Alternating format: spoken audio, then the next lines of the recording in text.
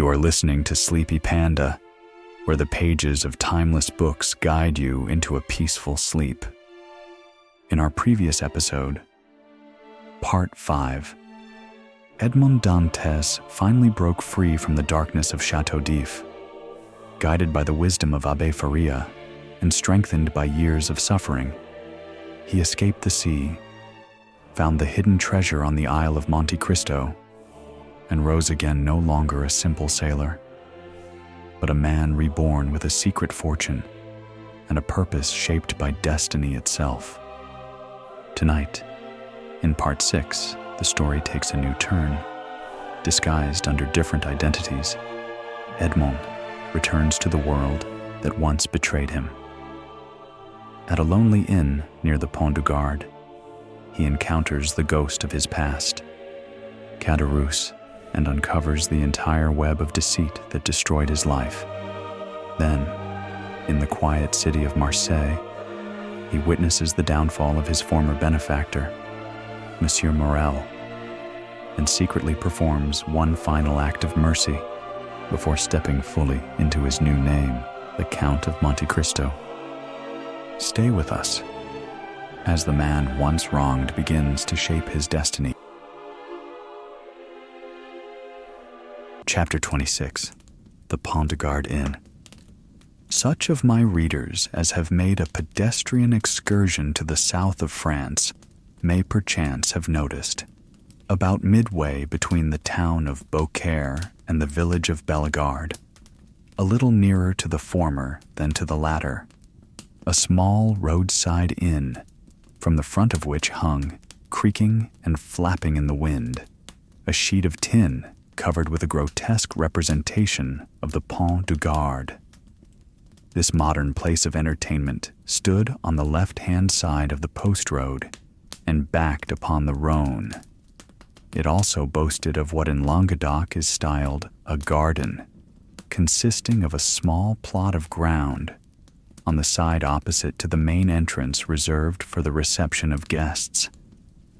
A few dingy olives and stunted fig trees struggled hard for existence, but their withered, dusty foliage abundantly proved how unequal was the conflict.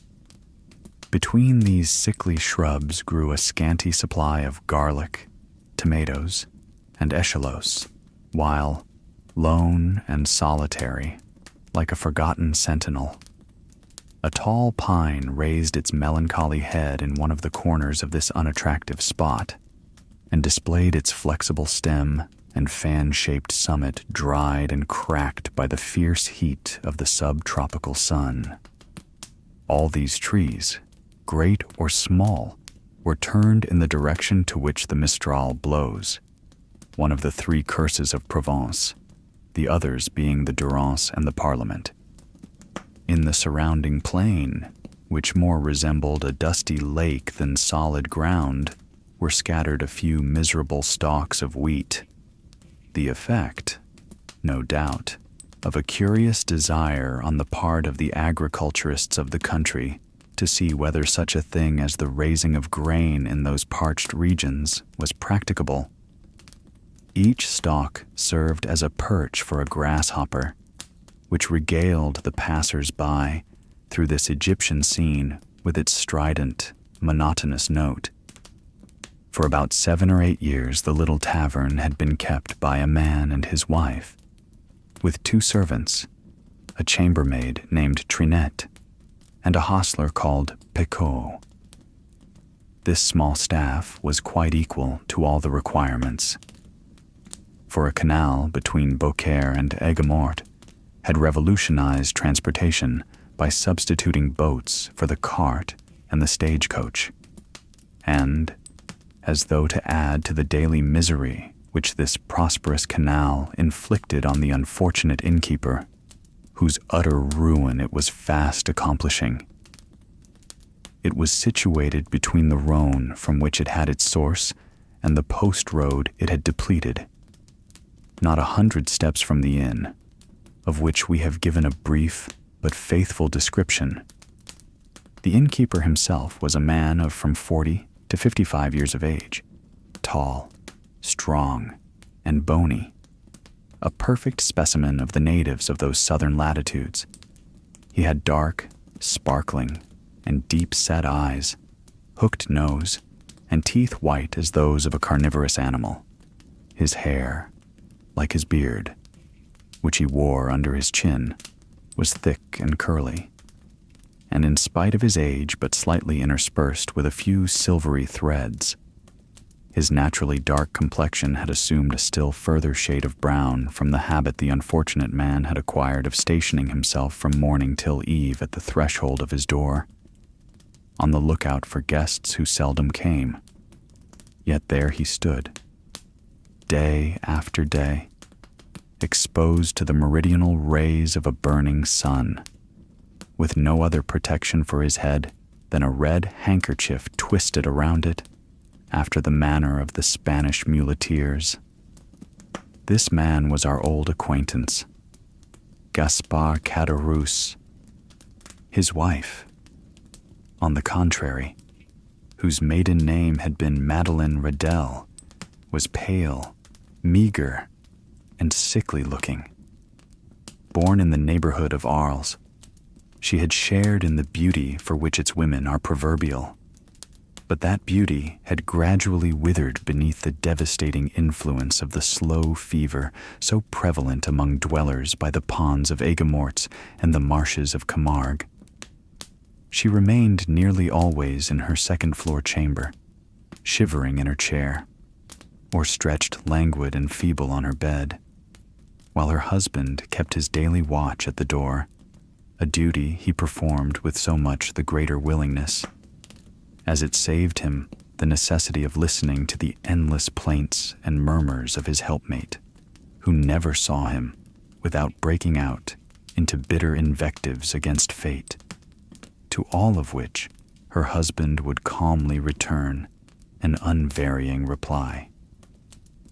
In these philosophic words, "Hush, Le Carconte, it is God's pleasure that things should be so."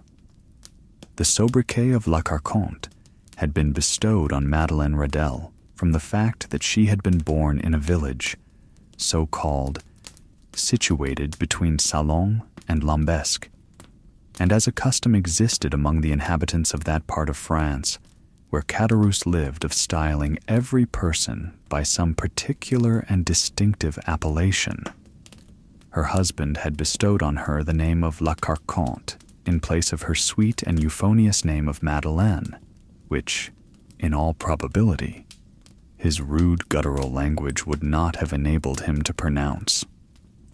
Still, let it not be supposed that amid this affected resignation to the will of Providence, the unfortunate innkeeper did not writhe under the double misery of seeing the hateful canal carry off his customers and his profits, and the daily infliction of his peevish partner's murmurs and lamentations. Like other dwellers in the South, he was a man of sober habits and moderate desires, but fond of external show, vain, and addicted to display. During the days of his prosperity, not a festivity took place without himself and wife being among the spectators. He dressed in the picturesque costume worn upon grand occasions by the inhabitants of the south of France, bearing equal resemblance to the style adopted both by the Catalans and Andalusians, while La Carconte displayed the charming fashion prevalent among the women of Arles, a mode of attire borrowed equally from Greece and Arabia. But, by degrees, watch chains, necklaces, party-colored scarves, embroidered bodices, velvet vests, elegantly worked stockings, striped gaiters, and silver buckles for the shoes, all disappeared, and Gaspard Caderousse, unable to appear abroad in his pristine splendor, had given up any further participation in the pomps and vanities, both for himself and wife, although a bitter feeling of envious discontent filled his mind as the sound of mirth and merry music from the joyous revelers reached even the miserable hostelry to which he still clung, more for the shelter than the profit it afforded. Caderousse, then, was, as usual, at his place of observation before the door, his eyes glancing listlessly from a piece of closely shaven grass on which some fowls were industriously, though fruitlessly, endeavoring to turn up some grain or insect suited to their palate to the deserted road, which led away to the north and south, when he was aroused by the shrill voice of his wife, and grumbling to himself as he went, he mounted to her chamber, first taking care, however, to set the entrance door wide open, as an invitation to any chance traveler who might be passing. At the moment, Caderousse quitted his sentry-like watch before the door. The road on which he so eagerly strained his sight was void and lonely as a desert at midday. There it lay, stretching out into one interminable line of dust and sand, with its sides bordered by tall, meager trees, altogether presenting so uninviting an appearance that no one in his senses could have imagined that any traveler, at liberty to regulate his hours for journeying, would choose to expose himself in such a formidable Sahara. Nevertheless, had Caderousse but retained his post a few minutes longer, he might have caught a dim outline of something approaching from the direction of Bellegarde. As the moving object drew nearer, he would easily have perceived that it consisted of a man and horse, between whom the kindest and most amiable understanding appeared to exist. The horse was of Hungarian breed, and ambled along at an easy pace. His rider was a priest, dressed in black and wearing a three-cornered hat, and, spite of the ardent rays of a noonday sun, the pair came on with a fair degree of rapidity. Having arrived before the Pont du Gard, the horse stopped, but whether for his own pleasure or that of his rider would have been difficult to say. However that might have been, the priest, dismounting, led his steed by the bridle in search of some place to which he could secure him. Availing himself of a handle that projected from a half-fallen door, he tied the animal safely, and having drawn a red cotton handkerchief from his pocket, wiped away the perspiration that streamed from his brow. Then, advancing to the door, struck thrice with the end of his iron-shod stick. At this unusual sound, a huge black dog came rushing to meet the daring assailant of his ordinarily tranquil abode, snarling and displaying his sharp white teeth with a determined hostility that abundantly proved how little he was accustomed to society. At that moment, a heavy footstep was heard descending the wooden staircase that led from the upper floor, and with many bows and courteous smiles, the host of the Pont du Gard besought his guest to enter. "You are welcome, sir." "Most welcome," repeated the astonished Caderousse. "Now, then, Margotin," cried he, speaking to the dog, "will you be quiet? Pray don't heed him. Sir, he only barks. He never bites. I make no doubt a glass of good wine would be acceptable this dreadfully hot day." Then, perceiving for the first time the garb of the traveler he had to entertain, Caderousse hastily exclaimed, "1,000 pardons. I really did not observe whom I had the honor to receive under my poor roof. What would the abbé please to have? What refreshment can I offer? All I have is at his service." The priest gazed on the person addressing him with a long and searching gaze. There even seemed a disposition on his part to court a similar scrutiny on the part of the innkeeper. Then, observing in the countenance of the latter no other expression than extreme surprise at his own want of attention to an inquiry so courteously worded, he deemed it as well to terminate this dumb show, and therefore said, speaking with a strong Italian accent, "You are I presume, M. Caderousse. Yes, sir, answered the host, even more surprised at the question than he had been by the silence which had preceded it. I am Gaspard Caderousse, at your service. Gaspard Caderousse, rejoined the priest. Yes, Christian and surname are the same. You formerly lived, I believe, in the Allée de Melhan, on the 4th floor. I did. And you followed the business of a tailor. True, I was a tailor, till the trade fell off. It is so hot at Marseilles that really I believe that the respectable inhabitants will in time go without any clothing whatever. But talking of heat, is there nothing I can offer you by way of refreshment? Yes. Let me have a bottle of your best wine, and then, with your permission, we will resume our conversation from where we left off.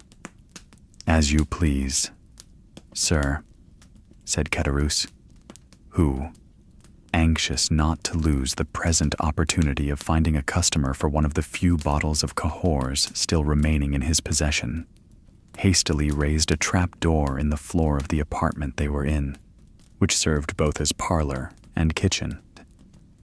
Upon issuing forth from his subterranean retreat at the expiration of 5 minutes, he found the abbé seated upon a wooden stool, leaning his elbow on a table, while Margoton, whose animosity seemed appeased by the unusual command of the traveler for refreshments, had crept up to him and had established himself very comfortably between his knees, his long, skinny neck resting on his lap, while his dim eye was fixed earnestly on the traveler's face. "Are you quite alone?" inquired the guest, as Caderousse placed before him the bottle of wine and a glass. Quite alone," replied the man, or, at least, practically so, for my poor wife, who is the only person in the house besides myself, is laid up with illness, and unable to render me the least assistance. Poor thing. "You are married," then said the priest, with a show of interest, glancing round as he spoke at the scanty furnishings of the apartment. "Ah, sir," said Caderousse with a sigh, "it is easy to perceive I am not a rich man, but in this world a man does not thrive the better for being honest." The abbé fixed on him a searching, penetrating glance. "Yes, honest, I can certainly say that much for myself," continued the innkeeper, fairly sustaining the scrutiny of the abbé's gaze. "I can boast with truth of being an honest man, and," continued he significantly, with a hand on his breast and shaking his head, "that is more than everyone can say nowadays. So much the better for you. If what you assert be true," said the abbé, "for I am firmly persuaded that, sooner or later, the good will be rewarded, and the wicked punished." "Such words as those belong to your profession," answered Caderousse, "and you do well to repeat them. But," added he, with a bitter expression of countenance, "one is free to believe them or not, as one pleases." "You are wrong to speak thus," said the abbé, "and perhaps I may, in my own person, be able to prove to you how completely you are in error." "What mean you?" inquired Caderousse with a look of surprise.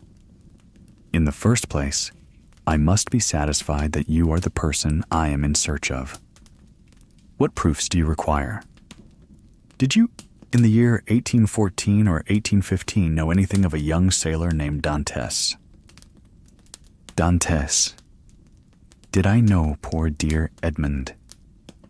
Why, Edmond Dantès and myself were intimate friends," exclaimed Caderousse. whose countenance flushed darkly as he caught the penetrating gaze of the abbé fixed on him, while the clear, calm eye of the questioner seemed to dilate with feverish scrutiny. "You remind me," said the priest, "that the young man concerning whom I asked you was said to bear the name of Edmond." "Said to bear the name," repeated Caderousse, becoming excited and eager. "Why, he was so called as truly as I myself bore the appellation of Gaspard Caderousse. But tell me, I pray, what has become of poor Edmond? Did you know him? Is he alive and at liberty? Is he prosperous and happy?" "He died a more wretched, hopeless, heartbroken prisoner than the felons who pay the penalty of their crimes at the galleys of Toulon." A deadly pallor followed the flush on the countenance of Caderousse, who turned away, and the priest saw him wiping the tears from his eyes with the corner of the red handkerchief twisted round his head. Poor fellow," murmured Caderousse. "Well, there, sir, is another proof that good people are never rewarded on this earth, and that none but the wicked prosper. Ah," continued Caderousse, speaking in the highly colored language of the South, "the world grows worse and worse. Why does not God, if he really hates the wicked, as he is said to do, send down brimstone and fire and consume them altogether?" "You speak as though you had loved this young Dantès," observed the abbé, without taking any notice of his companion's vehemence. "And so I did," replied Caderousse, "though once, I confess, I envied him his good fortune. But I swear to you, sir, I swear to you, by everything a man holds dear, I have, since then, deeply and sincerely lamented his unhappy fate." There was a brief silence, during which the fixed, searching eye of the abbé was employed in scrutinizing the agitated features of the innkeeper. "You knew the poor lad," then continued Caderousse. "I was called to see him on his dying bed, that I might administer to him the consolations of religion." "And of what did he die?" asked Caderousse in a choking voice. "Of what? Think you, do young and strong men die in prison, when they have scarcely numbered their 30th year? Unless it be of imprisonment." Caderousse wiped away the large beads of perspiration that gathered on his brow. "But the strangest part of the story is," resumed the abbé, "that Dantès, even in his dying moments, swore by his crucified Redeemer that he was utterly ignorant of the cause of his detention. And so he was," murmured Caderousse. "How should he have been otherwise?" "Ah, sir, the poor fellow told you the truth, and for that reason, he besought me to try and clear up a mystery he had never been able to penetrate, and to clear his memory should any foul spot or stain have fallen on it." And here the look of the abbé, becoming more and more fixed, seemed to rest with ill-concealed satisfaction on the gloomy depression which was rapidly spreading over the countenance of Caderousse. "A rich Englishman," continued the abbé, who had been his companion in misfortune, but had been released from prison during the second restoration, was possessed of a diamond of immense value. This jewel he bestowed on Dantès upon himself quitting the prison. As a mark of his gratitude for the kindness and brotherly care with which Dantès had nursed him in a severe illness he underwent during his confinement. Instead of employing this diamond in attempting to bribe his jailers, who might only have taken it and then betrayed him to the governor, Dantès carefully preserved it, that in the event of his getting out of prison, he might have wherewithal to live. For the sale of such a diamond would have quite sufficed to make his fortune. "Then, I suppose," asked Caderousse, with eager, glowing looks, that it was a stone of immense value. "Why, everything is relative," answered the abbé. "To one in Edmond's position, the diamond certainly was of great value.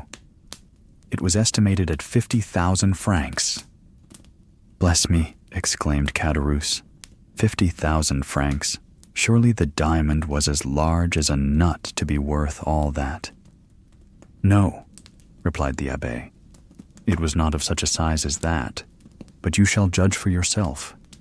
I have it with me." The sharp gaze of Caderousse was instantly directed towards the priest's garments, as though hoping to discover the location of the treasure. Calmly drawing forth from his pocket a small box covered with black shagreen, the abbé opened it and displayed to the dazzled eyes of Caderousse the sparkling jewel it contained, set in a ring of admirable workmanship. "And that diamond," cried Caderousse, almost breathless with eager admiration, "you say, is worth 50,000 francs. It is, without the setting, which is also valuable," replied the abbé, as he closed the box and returned it to his pocket, while its brilliant hues seemed still to dance before the eyes of the fascinated innkeeper. "But how comes the diamond in your possession? Sir, did Edmond make you his heir?" "No, merely his testamentary executor. I once possessed 4 dear and faithful friends, besides the maiden to whom I was betrothed," he said, "and I feel convinced they have all unfeignedly grieved over my loss. The name of one of the 4 friends is Caderousse." The innkeeper shivered. "Another of the number," continued the abbé, without seeming to notice the emotion of Caderousse, "is called Danglars, and the third, in spite of being my rival, entertained a very sincere affection for me." A fiendish smile played over the features of Caderousse, who was about to break in upon the abbé's speech, when the latter, waving his hand, said, "Allow me to finish first, and then, if you have any observations to make, you can do so afterwards. The third of my friends, although my rival, was much attached to me. His name was Fernand. That of my betrothed was Stay, continued the abbé. I have forgotten what he called her. Mercédès, said Caderousse eagerly. True, said the abbé with a stifled sigh. Mercédès it was. Go on, urged Caderousse. Bring me a carafe of water, said the abbé. Caderousse quickly performed the stranger's bidding, and after pouring some into a glass and slowly swallowing its contents, the abbé, resuming his usual placidity of manner, said, as he placed his empty glass on the table, Where did we leave off? The name of Edmond's betrothed was Mercédès. To be sure. You will go to Marseilles, said Dantès, for you understand.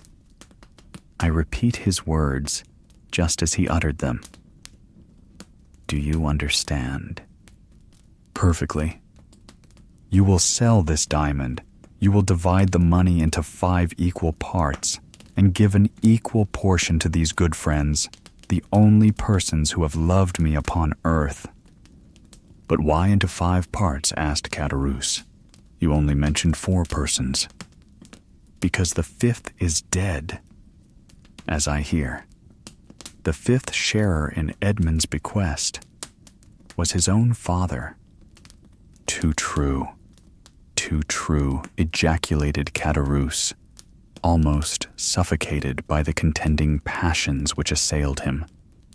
The poor old man did die. I learned so much at Marseilles, replied the abbé, making a strong effort to appear indifferent, but from the length of time that has elapsed since the death of the elder Dantès, I was unable to obtain any particulars of his end. Can you enlighten me on that point? I do not know who could if I could not, said Caderousse. Why?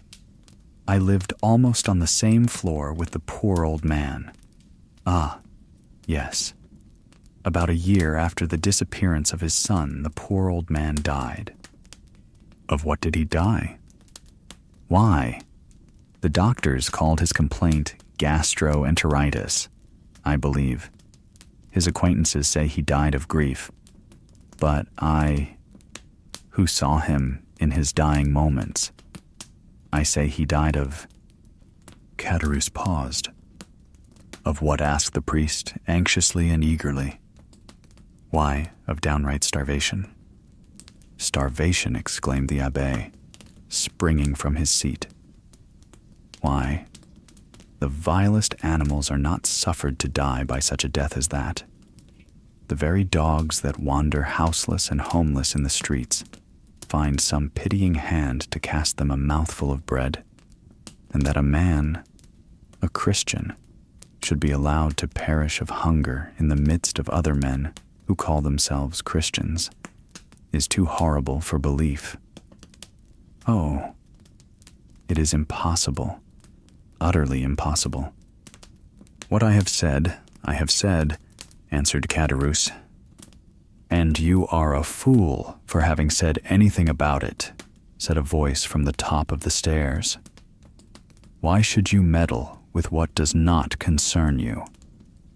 The two men turned quickly and saw the sickly countenance of La Carconte peering between the baluster rails, attracted by the sound of voices. She had feebly dragged herself down the stairs, and, seated on the lower step, head on knees, she had listened to the foregoing conversation. Mind your own business, wife, replied Caderousse sharply.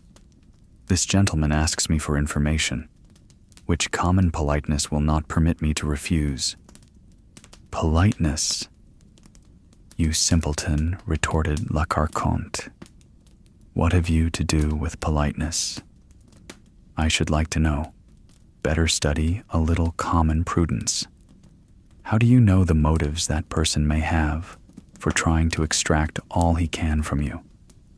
I pledge you my word, madam, said the abbé, that my intentions are good, and that your husband can incur no risk, provided he answers me candidly. Ah, that's all very fine, retorted the woman. Nothing is easier than to begin with fair promises and assurances of nothing to fear. But when poor, silly folks, like my husband there, have been persuaded to tell all they know, the promises and assurances of safety are quickly forgotten, and at some moment when nobody is expecting it, behold, trouble and misery, and all sorts of persecutions, are heaped on the unfortunate wretches, who cannot even see whence all their afflictions come. Nay, nay, my good woman, make yourself perfectly easy, I beg of you. Whatever evils may befall you, they will not be occasioned by my instrumentality, that I solemnly promise you. La Carconte muttered a few inarticulate words, then let her head again drop upon her knees, and went into a fit of ague, leaving the two speakers to resume the conversation, but remaining so as to be able to hear every word they uttered. Again, the abbé had been obliged to swallow a draught of water to calm the emotions that threatened to overpower him. When he had sufficiently recovered himself, he said, It appears, then, that the miserable old man you were telling me of was forsaken by everyone. Surely, had not such been the case, he would not have perished by so dreadful a death. Why, he was not altogether forsaken, continued Caderousse, for Mercédès, the Catalan, and Monsieur Morrel were very kind to him, but somehow the poor old man had contracted a profound hatred for Fernand, the very person, added Caderousse with a bitter smile, that you named just now as being one of Dantès' faithful and attached friends. And was he not so? Asked the abbé. Gaspard, murmured the woman, from her seat on the stairs. Mind what you are saying.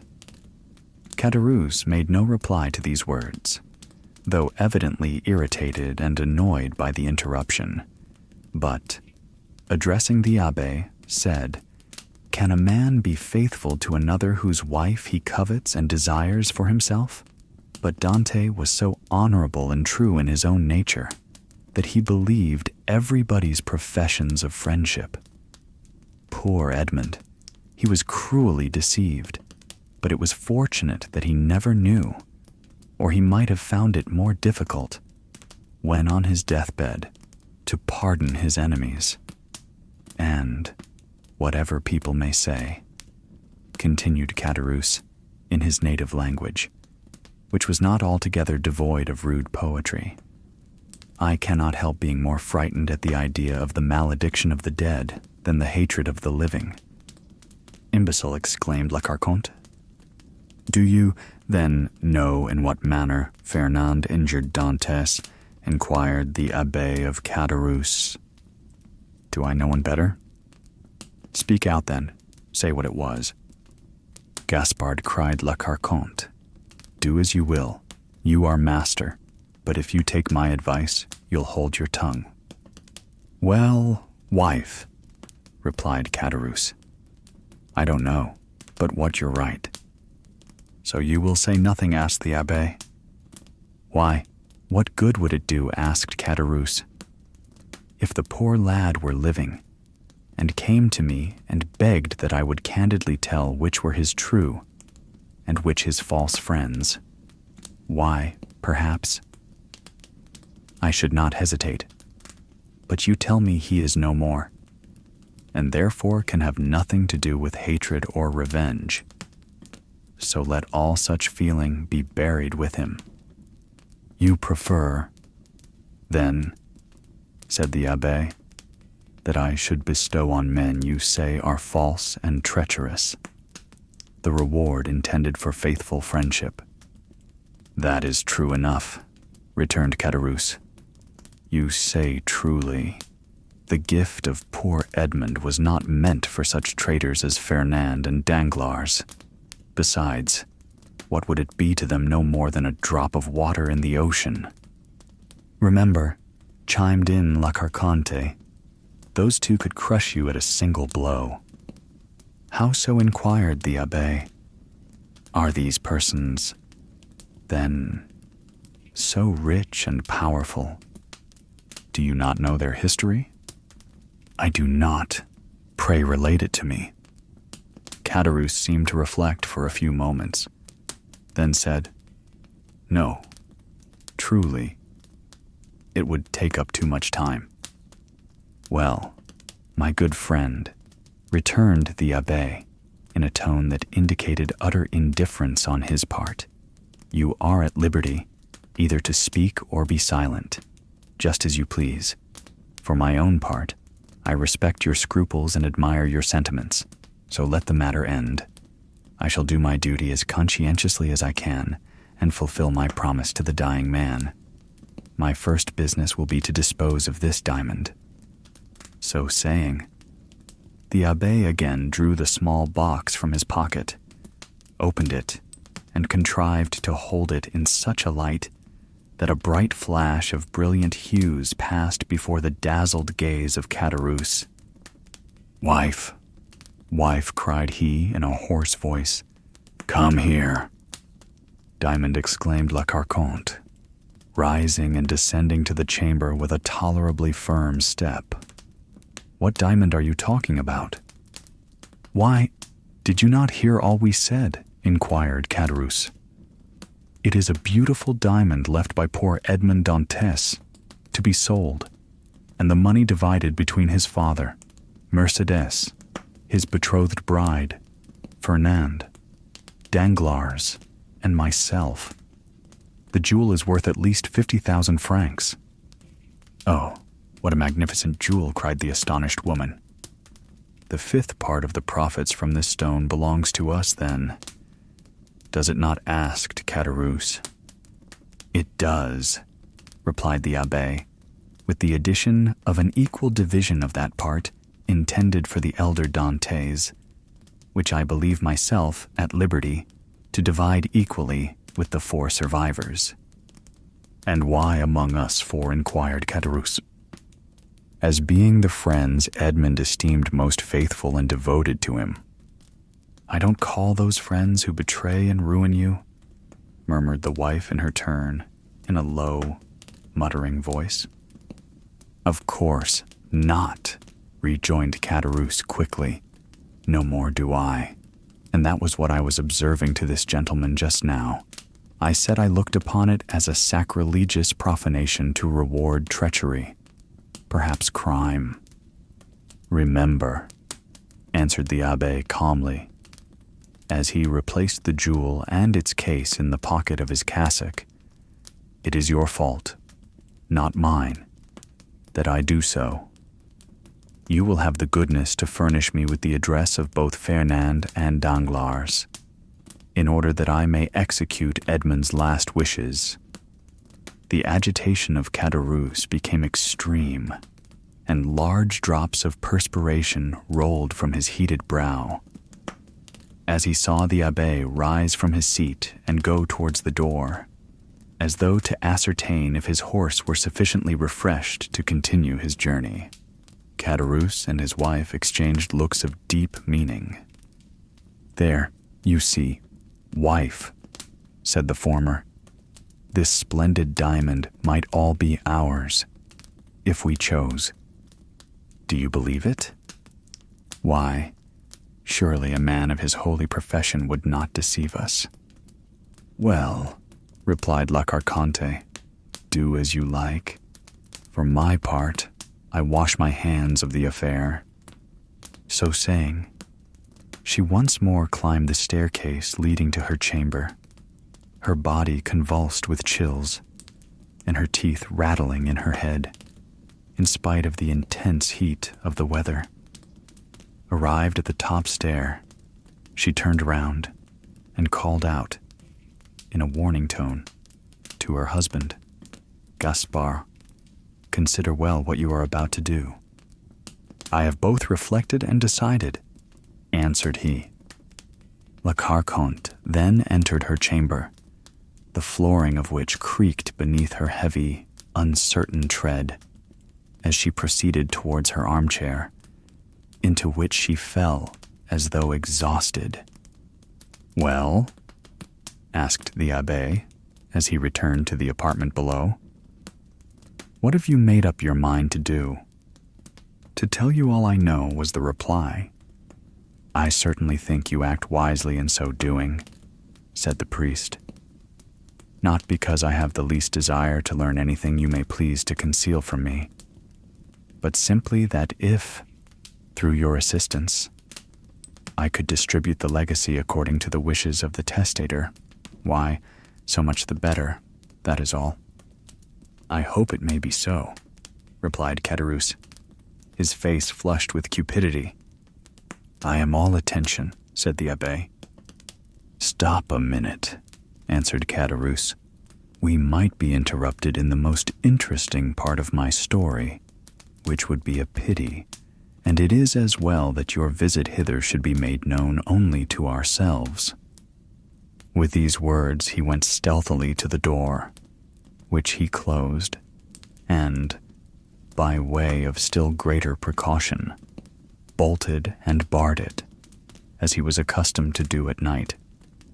During this time, the abbé had chosen his place for listening at his ease. He removed his seat into a corner of the room, where he himself would be in deep shadow, while the light would be fully thrown on the narrator. Then, with head bent down and hands clasped, or rather clenched together, he prepared to give his whole attention to Caderousse, who seated himself on the little stool, exactly opposite to him, Remember, this is no affair of mine," said the trembling voice of La Carconte, as though through the flooring of her chamber she viewed the scene that was enacting below. "Enough, enough," replied Caderousse. "Say no more about it. I will take all the consequences upon myself." And he began his story. Chapter 27. The Story. "First, sir," said Caderousse, "you must make me a promise." "What is that?" inquired the abbé. "Why, if you ever make use of the details I am about to give you, that you will never let anyone know that it was I who supplied them. For the persons of whom I am about to talk are rich and powerful, and if they only laid the tips of their fingers on me, I should break to pieces like glass. Make yourself easy." "My friend," replied the abbé, "I am a priest, and confessions die in my breast. Recollect, our only desire is to carry out, in a fitting manner, the last wishes of our friend. Speak, then, without reserve, as without hatred. Tell the truth. The whole truth I do not know, never may know, the persons of whom you are about to speak. Besides, I am an Italian and not a Frenchman, and belong to God and not to man, and I shall shortly retire to my convent, which I have only quitted to fulfill the last wishes of a dying man." This positive assurance seemed to give Caderousse a little courage. "Well, then, under these circumstances," said Caderousse, "I will. I even believe I ought to undeceive you as to the friendship which poor Edmond thought so sincere and unquestionable. Begin with his father, if you please," said the abbé. "Edmond talked to me a great deal about the old man for whom he had the deepest love." "The history is a sad one, sir," said Caderousse, shaking his head. "Perhaps you know all the earlier part of it." "Yes," answered the abbé. "Edmond related to me everything until the moment when he was arrested in a small cabaret close to Marseilles. At La Réserve, oh, yes, I can see it all before me this moment. Was it not his betrothal feast? It was, and the feast that began so gaily had a very sorrowful ending. A police commissary, followed by 4 soldiers, entered, and Dantès was arrested." "Yes, and up to this point I know all," said the priest. "Dantès himself only knew that which personally concerned him, for he never beheld again the 5 persons I have named to you, or heard mention of any one of them. Well, when Dantès was arrested, Monsieur Morrel hastened to obtain the particulars, and they were very sad.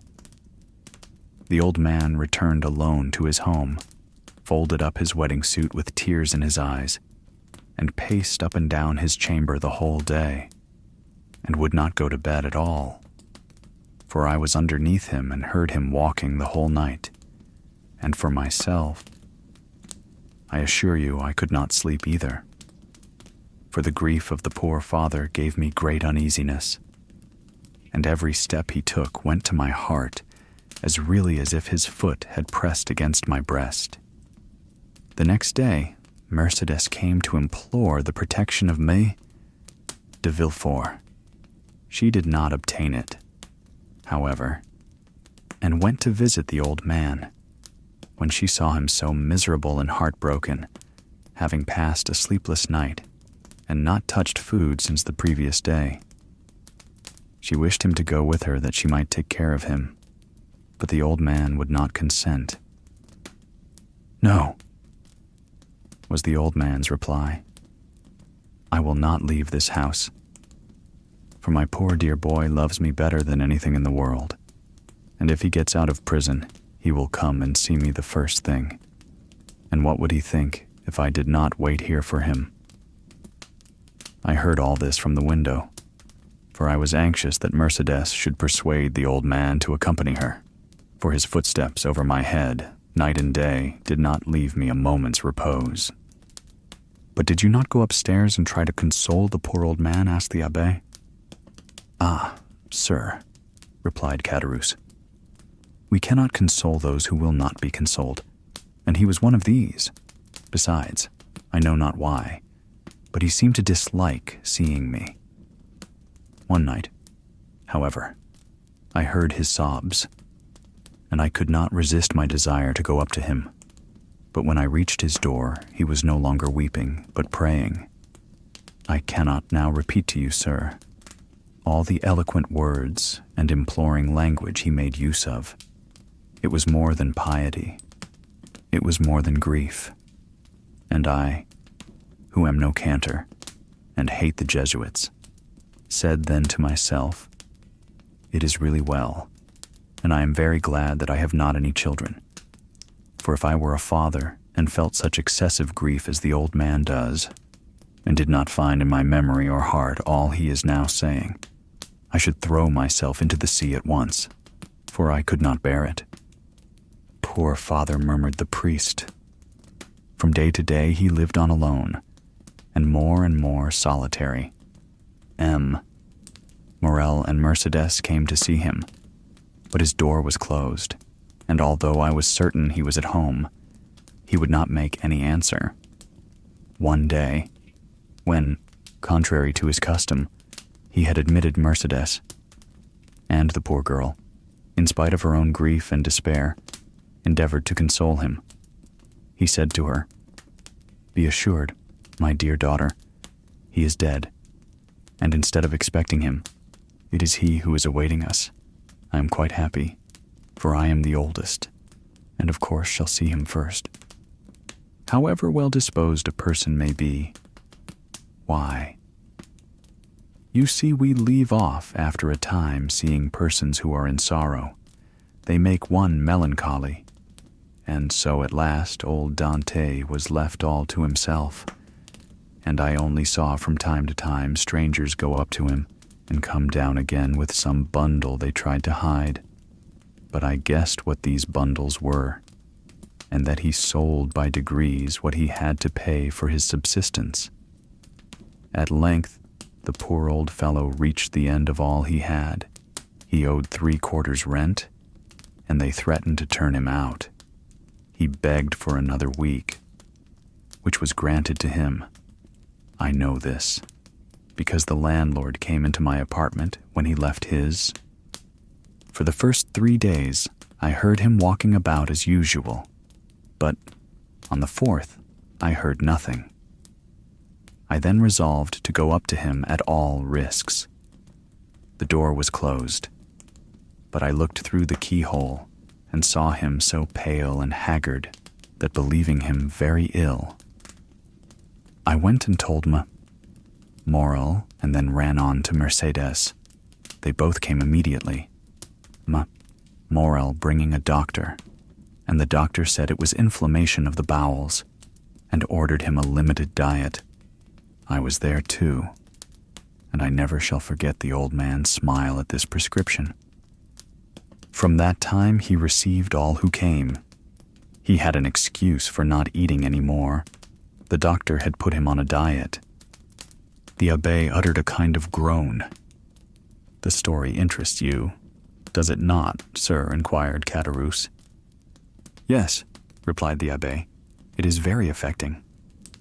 Mercédès came again, and she found him so altered that she was even more anxious than before to have him taken to her own home. This was Morrel's wish also, who would fain have conveyed the old man against his consent. But the old man resisted and cried so that they were actually frightened. Mercédès remained, therefore, by his bedside, and Morrel went away, making a sign to the Catalan that he had left his purse on the chimney-piece. But, availing himself of the doctor's order, the old man would not take any sustenance. At length, after 9 days of despair and fasting, the old man died, cursing those who had caused his misery, and saying to Mercédès, if you ever see my Edmond again, tell him I die blessing him." The abbé rose from his chair, made 2 turns round the chamber, and pressed his trembling hand against his parched throat. "And you believe he died?" "Of hunger, sir." "Of hunger," said Caderousse. "I am as certain of it as that we too are Christians." The abbé, with a shaking hand, seized a glass of water that was standing by him half full, swallowed it at one gulp, and then resumed his seat, with red eyes and pale cheeks. "This was, indeed, a horrid event," said he in a hoarse voice. "The more so, sir, as it was men's and not God's doing." "Tell me of those men," said the abbé. "And remember, too," he added in an almost menacing tone, "you have promised to tell me everything. Tell me, therefore, who are these men who killed the son with despair and the father with famine? 2 men jealous of him, sir, one from love and the other from ambition, Fernand and Danglars. How was this jealousy manifested? Speak on." "They denounced Edmond as a Bonapartist agent." "Which of the 2 denounced him? Which was the real delinquent?" "Both, sir, one with a letter, and the other put it in the post." "And where was this letter written?" "At La Réserve, the day before the betrothal feast." "'Twas so, then, 'twas so, then," murmured the abbé. "Oh, Faria, Faria, how well did you judge men and things?" "What did you please to say?" sir asked Caderousse. "Nothing, nothing," replied the priest. "Go on." "It was Danglars who wrote the denunciation with his left hand, that his writing might not be recognized, and Fernand who put it in the post."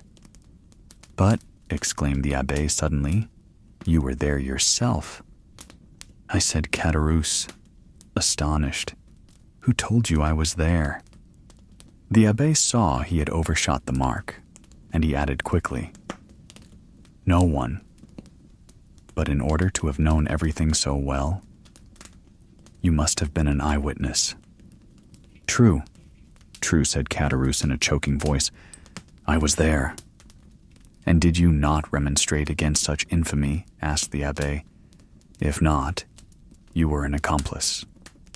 "Sir," replied Caderousse, "they had made me drink to such an excess that I nearly lost all perception. I had only an indistinct understanding of what was passing around me. I said all that a man in such a state could say, but they both assured me that it was a jest they were carrying on, and perfectly harmless. Next day, sir, you must have seen plain enough what they had been doing, yet you said nothing, though you were present when Dantès was arrested." "Yes, sir, I was there, and very anxious to speak, but Danglars restrained me. 'If he should really be guilty,' said he, 'and did really put in to the island of Elba, if he is really charged with a letter for the Bonapartist committee at Paris, and if they find this letter upon him, those who have supported him will pass for his accomplices.' I confess I had my fears, in the state in which politics then were, and I held my tongue. It was cowardly, I confess, but it was not criminal. I understand you allowed matters to take their course. That was all." "Yes, sir," answered Caderousse, "and remorse preys on me night and day. I often ask pardon of God. I swear to you, because this action, the only one with which I have seriously to reproach myself in all my life, is no doubt the cause of my abject condition. I am expiating a moment of selfishness, and so I always say to La Carconte, when she complains, 'Hold your tongue, woman. It is the will of God." And Caderousse bowed his head with every sign of real repentance. "Well, sir," said the abbé, "you have spoken unreservedly, and thus to accuse yourself is to deserve pardon. Unfortunately, Edmond is dead and has not pardoned me." "He did not know," said the abbé. "But he knows it all now," interrupted Caderousse. "They say the dead know everything." There was a brief silence. The abbé rose and paced up and down pensively, and then resumed his seat. "You have 2 or 3 times mentioned Morrel," he said. "Who was he?" "The owner of the Pharaon and patron of Dantès." "And what part did he play in this sad drama?" inquired the abbé. "The part of an honest man, full of courage and real regard. 20 times he interceded for Edmond. When the emperor returned, he wrote, implored, threatened, and so energetically that on the second restoration he was persecuted as a Bonapartist. 10 times, as I told you, he came to see Dantès' father and offered to receive him in his own house. And the night or 2 before his death, as I have already said, he left his purse on the mantelpiece, with which they paid the old man's debts, and buried him decently, and so Edmond's father died, as he had lived, without doing harm to anyone.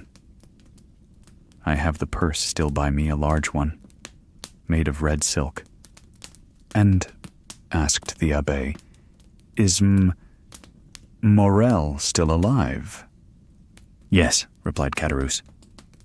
"In that case," replied the abbé, "he should be a man blessed of God, rich, happy."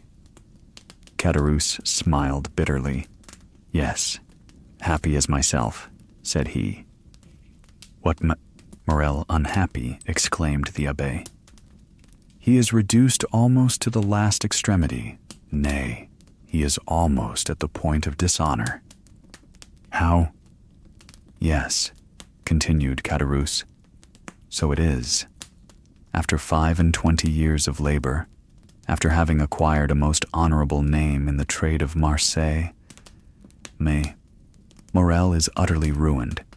He has lost 5 ships in 2 years, has suffered by the bankruptcy of 3 large houses, and his only hope now is in that very Pharaon which poor Dantès commanded, and which is expected from the Indies with a cargo of cochineal and indigo.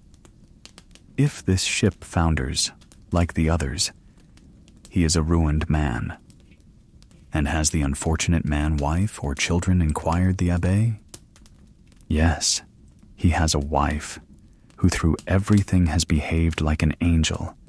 He has a daughter, who was about to marry the man she loved, but whose family now will not allow him to wed the daughter of a ruined man. He has, besides, a son, a lieutenant in the army, and, as you may suppose, all this, instead of lessening, only augments his sorrows. If he were alone in the world, he would blow out his brains, and there would be an end." "Horrible," ejaculated the priest. "And it is thus. Heaven recompenses virtue, sir," added Caderousse.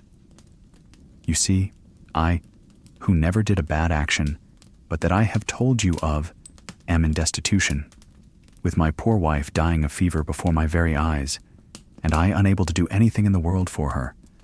I shall die of hunger, as old Dantès did, while Fernand and Danglars are rolling in wealth." "How is that?"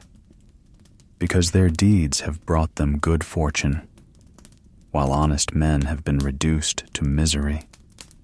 What has become of Danglars, the instigator, and therefore the most guilty?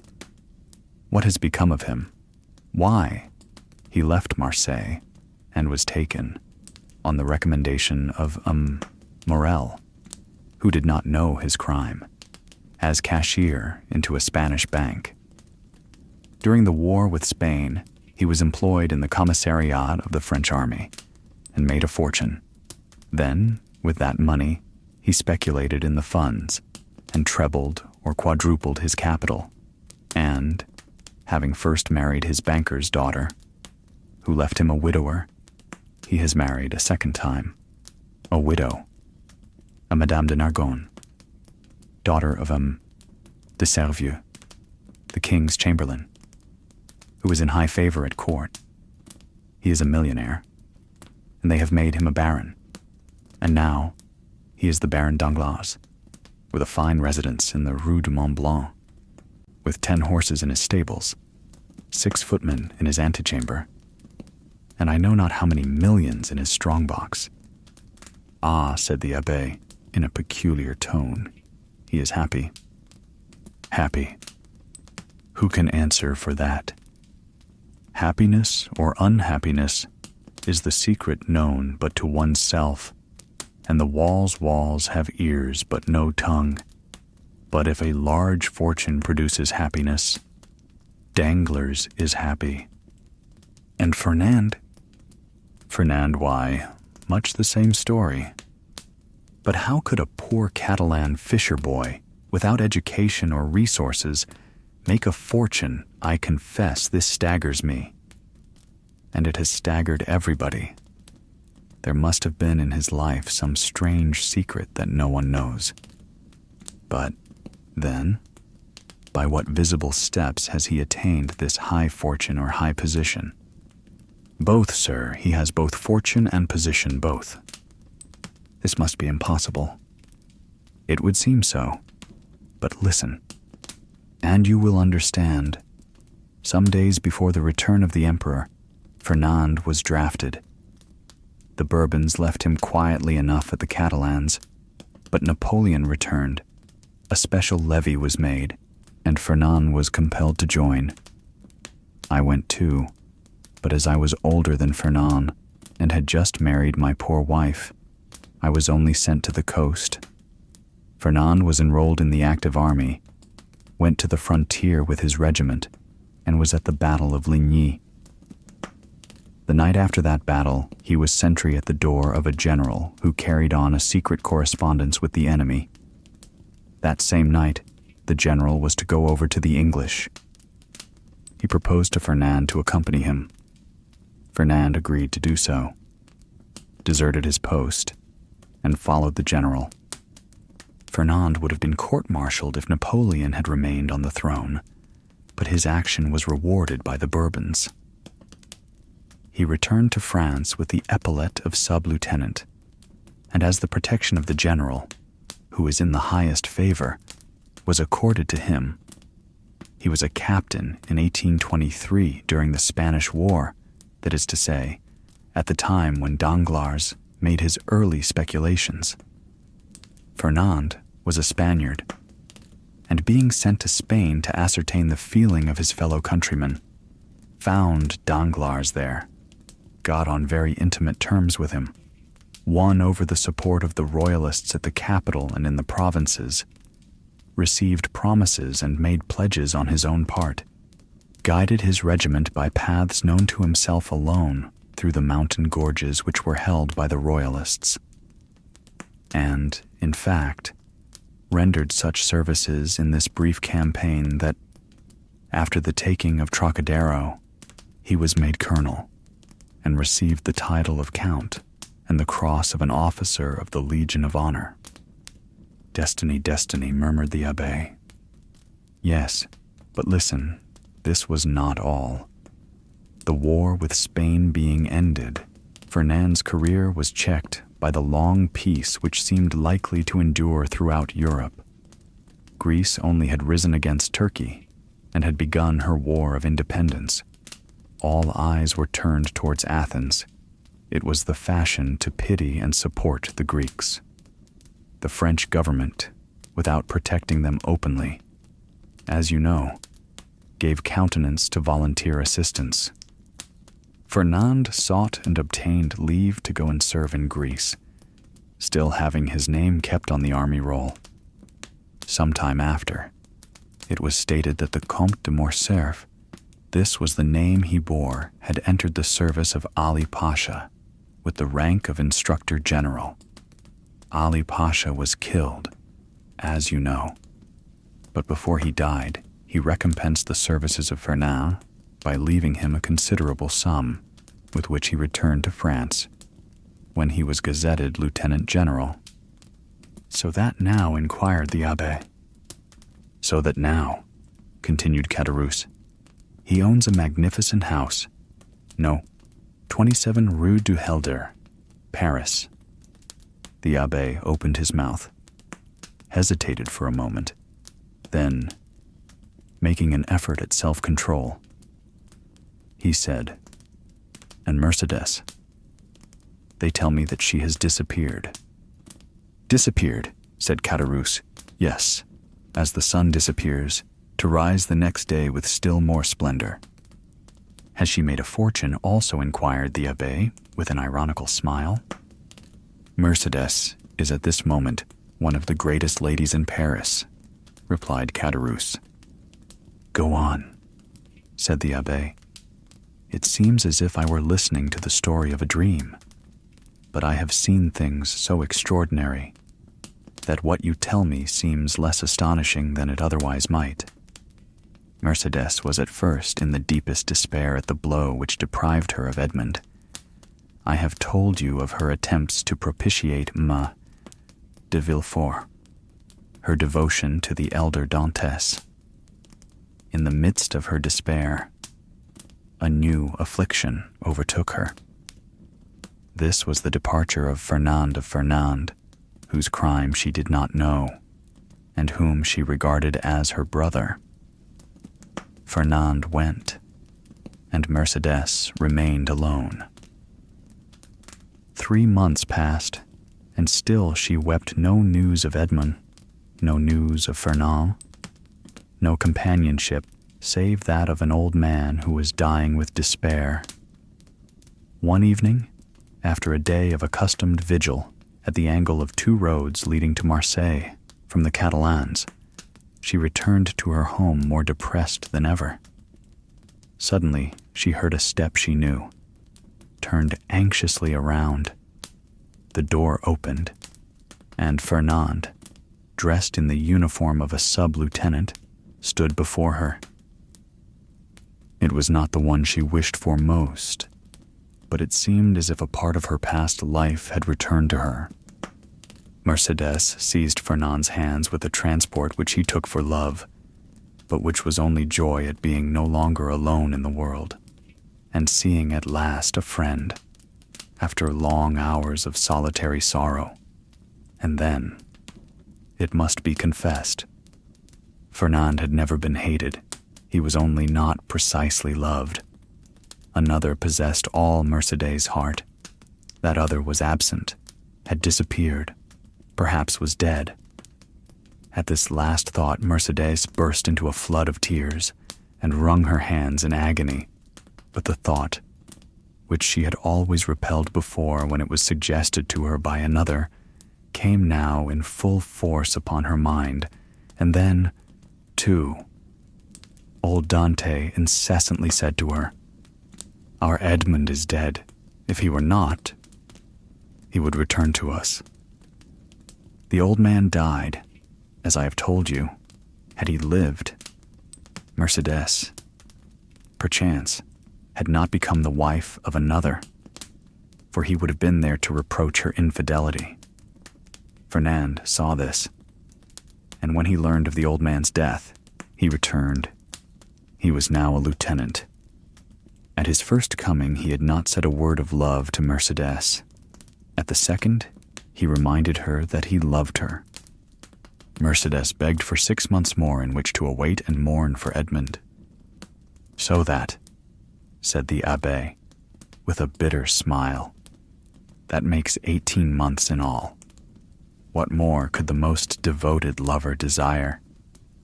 Then he murmured the words of the English poet, "Frailty, thy name is woman." 6 months afterwards, continued Caderousse, the marriage took place in the church of Écoules. "The very church in which she was to have married Edmond," murmured the priest. "There was only a change of bridegrooms." Well, Mercédès was married, proceeded Caderousse. But although in the eyes of the world she appeared calm, she nearly fainted as she passed La Réserve, where, 18 months before, the betrothal had been celebrated with him whom she might have known she still loved, had she looked to the bottom of her heart, Fernand, more happy, but not more at his ease, for I saw at this time he was in constant dread of Edmond's return. Fernand was very anxious to get his wife away, and to depart himself. There were too many unpleasant possibilities associated with the Catalans, and 8 days after the wedding, they left Marseilles. "Did you ever see Mercédès again?" inquired the priest. "Yes, during the Spanish War, at Perpignan, where Fernand had left her. She was attending to the education of her son." The abbé started. "Her son," said he. "Yes," replied Caderousse, "little Albert. But, then, to be able to instruct her child," continued the abbé, "she must have received an education herself.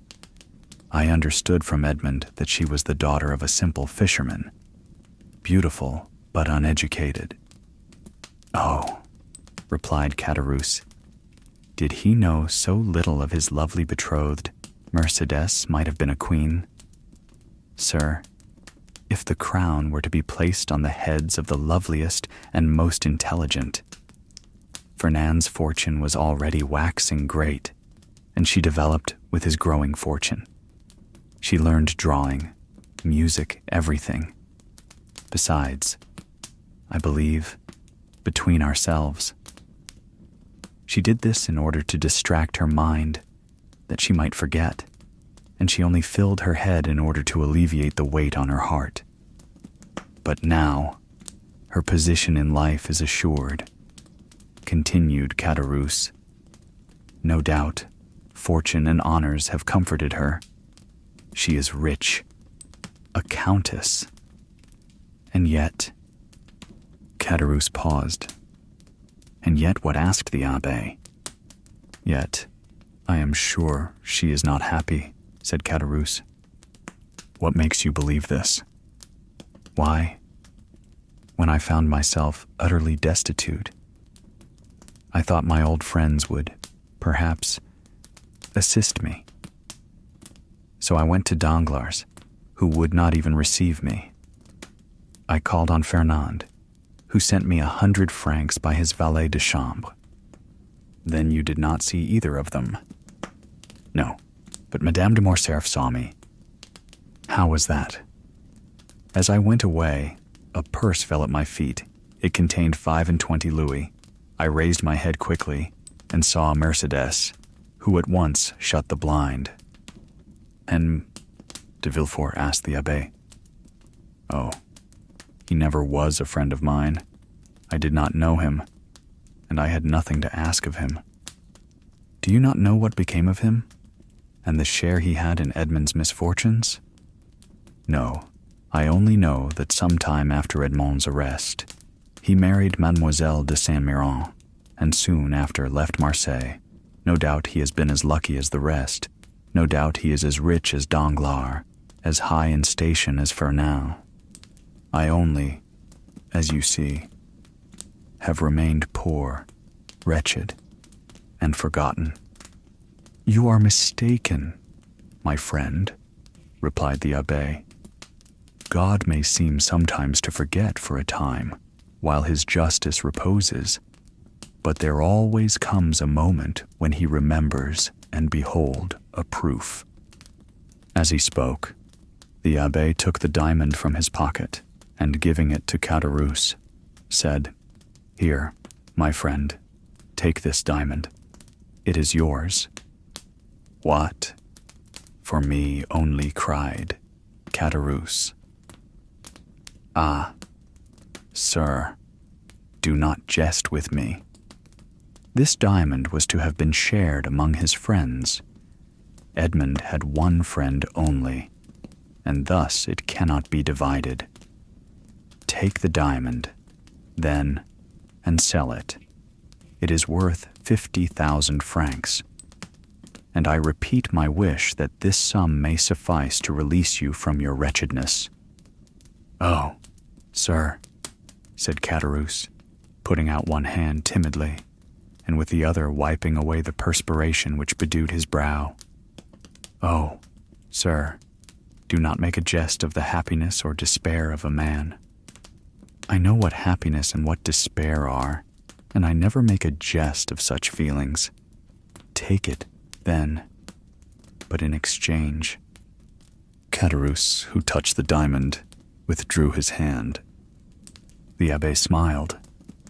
"In exchange," he continued, "give me the red silk purse that Morrel left on old Dantès' chimney-piece, and which you tell me is still in your hands." Caderousse, more and more astonished, went toward a large oaken cupboard, opened it, and gave the abbé a long purse of faded red silk, round which were 2 copper runners that had once been gilt. The abbé took it, and in return gave Caderousse the diamond. "Oh, you are a man of God, sir," cried Caderousse, "for no one knew that Edmond had given you this diamond, and you might have kept it." "Which," said the abbé to himself, "you would have done." The abbé rose, took his hat and gloves.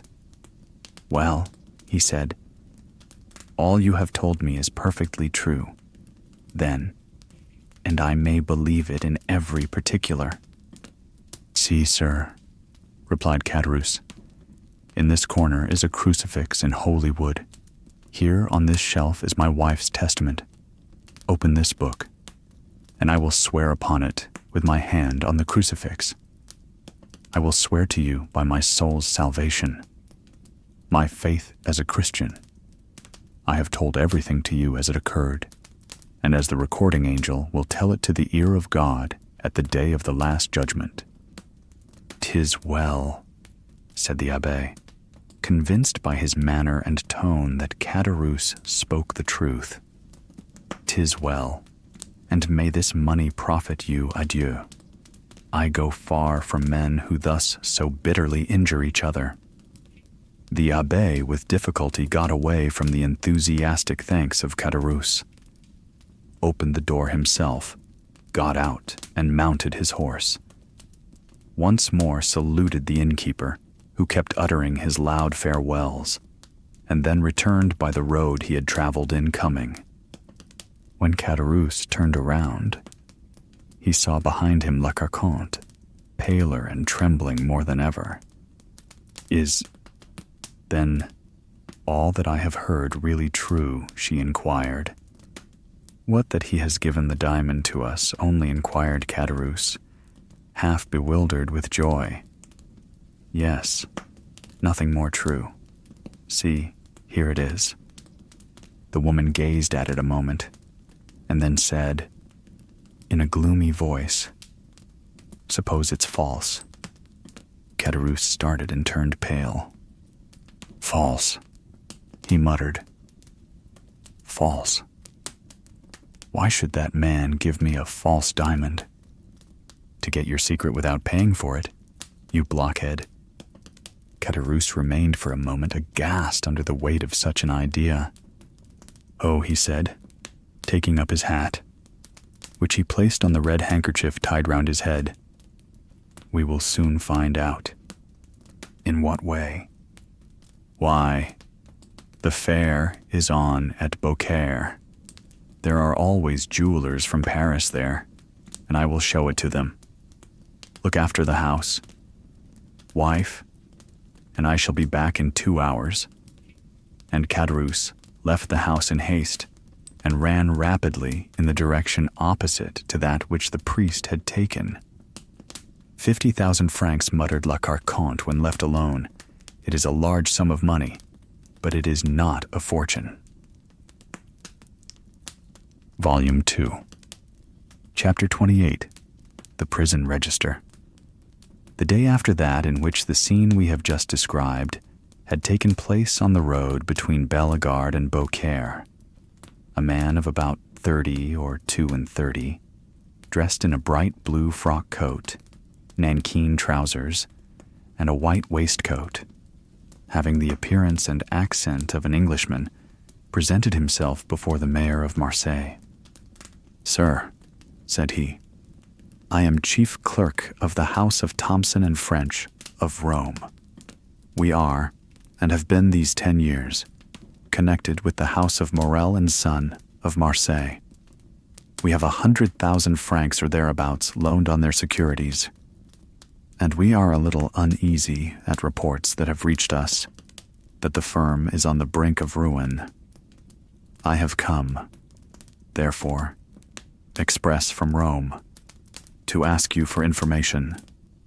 "Sir," replied the mayor, "I know very well that during the last 4 or 5 years, misfortune has seemed to pursue Morrel. He has lost 4 or 5 vessels, and suffered by 3 or 4 bankruptcies. But it is not for me, although I am a creditor myself to the amount of 10,000 francs, to give any information as to the state of his finances. Ask of me, as mayor, what is my opinion of Morrel, and I shall say that he is a man honorable to the last degree, and who has up to this time fulfilled every engagement with scrupulous punctuality. This is all I can say, sir. If you wish to learn more, address yourself to de Beauville, the inspector of prisons. No, 15 Rue de Noailles. He has, I believe, 200,000 francs in Morrel's hands, and if there be any grounds for apprehension, as this is a greater amount than mine, you will most probably find him better informed than myself." The Englishman seemed to appreciate this extreme delicacy, made his bow and went away, proceeding with a characteristic British stride towards the street mentioned. De Beauville was in his private room, and the Englishman, on perceiving him, made a gesture of surprise, which seemed to indicate that it was not the first time he had been in his presence. As to de Beauville, he was in such a state of despair that it was evident all the faculties of his mind, absorbed in the thought which occupied him at the moment, did not allow either his memory or his imagination to stray to the past. The Englishman, with the coolness of his nation, addressed him in terms nearly similar to those with which he had accosted the mayor of Marseilles. "Oh, sir," exclaimed de Beauville, "your fears are unfortunately but too well founded, and you see before you a man in despair. I had 200,000 francs placed in the hands of Morrel and Son. These 200,000 francs were the dowry of my daughter, who was to be married in a fortnight, and these 200,000 francs were payable, half on the 15th of this month, and the other half on the 15th of next month. I had informed M. Morrel of my desire to have these payments punctually, and he has been here within the last half hour to tell me that if his ship, the Pharian, did not come into port on the 15th, he would be wholly unable to make this payment." "But," said the Englishman, "this looks very much like a suspension of payment." "It looks more like bankruptcy," exclaimed de Beauville despairingly. The Englishman appeared to reflect a moment, and then said, "From which it would appear, sir, that this credit inspires you with considerable apprehension. To tell you the truth, I consider it lost." "Well, then, I will buy it of you." "You?" "Yes, but at a tremendous discount, of course." "No, for 200,000 francs. Our house," added the Englishman with a laugh, "does not do things in that way. And you will pay. Ready money. and the Englishman drew from his pocket a bundle of banknotes, which might have been twice the sum M. de Beauville feared to lose. A ray of joy passed across M. de Beauville's countenance. Yet he made an effort at self-control, and said, "Sir, I ought to tell you that, in all probability, you will not realize 6% of this sum." "That's no affair of mine," replied the Englishman. "That is the affair of the house of Thomson and French, in whose name I act. They have, perhaps, some motive to serve in hastening the ruin of a rival firm. But all I know, sir, is that I am ready to hand you over this sum in exchange for your assignment of the debt. I only ask a brokerage." "Of course, that is perfectly just," cried M. de Beauville. "The commission is usually 1.5. Will you have 2, 3, 5%, or even more? Whatever you say." "Sir," replied the Englishman, laughing, "I am like my house, and do not do such things. No. The commission I ask is quite different." "Name it, sir, I beg." "You are the inspector of prisons." "I have been so these 14 years." "You keep the registers of entries and departures." "I do." "To these registers there are added notes relative to the prisoners." "There are special reports on every prisoner." "Well, sir, I was educated at Rome by a poor devil of an abbé who disappeared suddenly. I have since learned that he was confined in the Château d'If, and I should like to learn some particulars of his death." "What was his name?" "The Abbé Faria." "Oh, I recollect him perfectly," cried M. de Beauville. "He was crazy." "So they said?" "Oh, he was, decidedly." "Very possibly, but what sort of madness was it?" "He pretended to know of an immense treasure, and offered vast sums to the government if they would liberate him." "Poor devil, and he is dead." "Yes, sir, 5 or 6 months ago, last February." "You have a good memory, sir, to recollect dates so well." "I recollect this because the poor devil's death was accompanied by a singular incident." "May I ask what that was?" said the Englishman with an expression of curiosity, which a close observer would have been astonished at discovering in his phlegmatic countenance. "Oh dear, yes, sir. The abbé's dungeon was 40 or 50 feet distant from that of one of Bonaparte's emissaries, one of those who had contributed the most to the return of the usurper in 1815, a very resolute and very dangerous man." "Indeed," said the Englishman. "Yes," replied M. de Beauville. "I myself had occasion to see this man in 1816 or 1817, and we could only go into his dungeon with a file of soldiers. That man made a deep impression on me. I shall never forget his countenance." The Englishman smiled imperceptibly. "And you say, sir," he interposed, "that the 2 dungeons were separated by a distance of 50 feet. But it appears that this Edmond Dantès, this dangerous man's name was—" "Edmond Dantès.